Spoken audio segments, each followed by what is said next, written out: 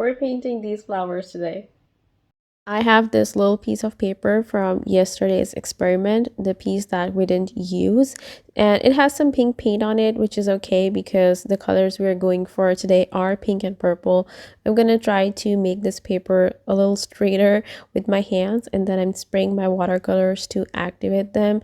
We're using pink and purple today, but I just sprayed the whole palette. And this is the purple. I added a lot of water to this purple because we're doing background first, and we're just gonna make some soft kind of cloudy shapes for the background, and we're gonna do it in pink and purple. And right now it looks a little darker. Also, I'm softening the edges of these shapes because they have to look like dreamy clouds to be in the background. It looks darker right now, but once it's dry it will look a lot lighter because watercolors get lighter as they dry. And to make these dreamy clouds, I'm just wiggling my brush on the paper. There's no technique to it. We're not making actual clouds. I don't even know how to make clouds. So I'm just wiggling my brush. I'm pressing it onto the paper with some paint, pink and purple, and just blending them together and wiggling my brush. And I'm doing it in different spots, like I did a cloud at the bottom and then one at the top corner on the left. And this is just to create some balance in the painting. You don't want to cover the whole thing. Okay, now once it's dry, you have to wait for it to dry to put the roses on top.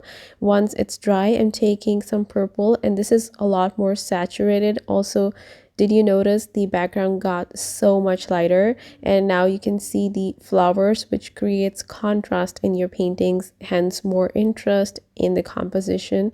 And I'm doing these short lines with a slight curve to them, and I am making them in a circular pattern. And if you do this, you will end up with a rose like this. Start with a little circle, a little short curvy line in the center, and then start building around it like I did here. And I'm gonna do the same thing for the other roses. For this painting, I'm doing 3 roses since this piece of paper is really small, so I don't have so much space here. But you can do as many roses as you want, and you can even pick different colors for this painting.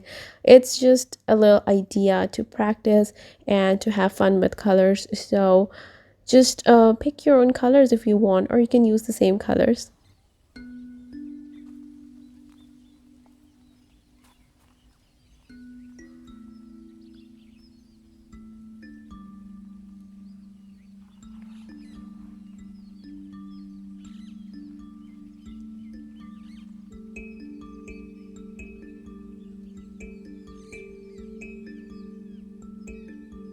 To create more interest in the painting, I'm adding another element, which is these dots, and these are just with the pink and purple color.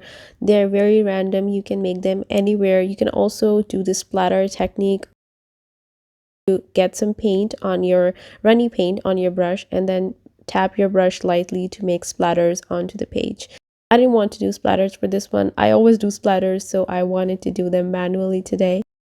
For the leaves, I'm taking the lightest green from my palette, and we're gonna do some very loose leaves around the roses.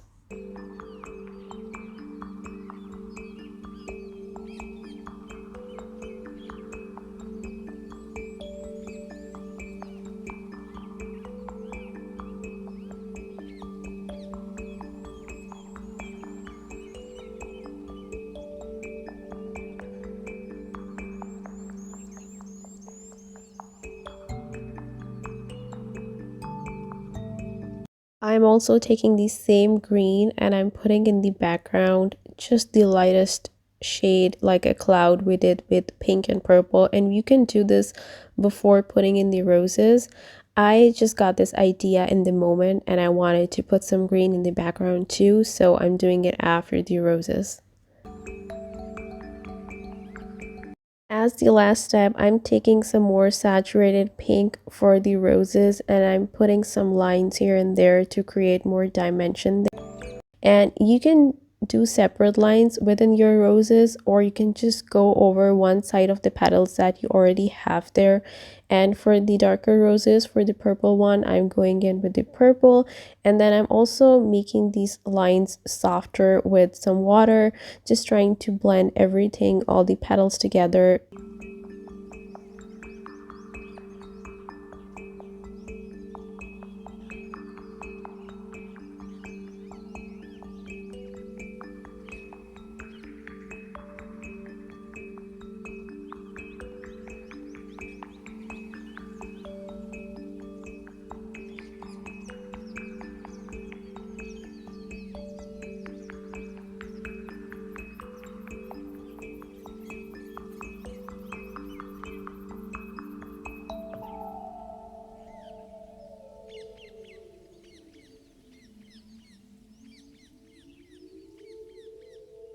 I'm taking some clean water on my brush and I'm going over the roses and clouds just to blend everything together. And we're done with this painting. It's still wet. You have to wait for it to dry. But once it dries, you can make it straight by putting some heavy books on it. You can also do more details on the leaves if you want. As I was saying, you can once it dries, you can put some heavy weights on it to make it straighter, make the paper straighter, and then you can turn it into a postcard. I think that's what I'm gonna do. I'm gonna write on the back side of this and make it into a postcard for one of my friends or something.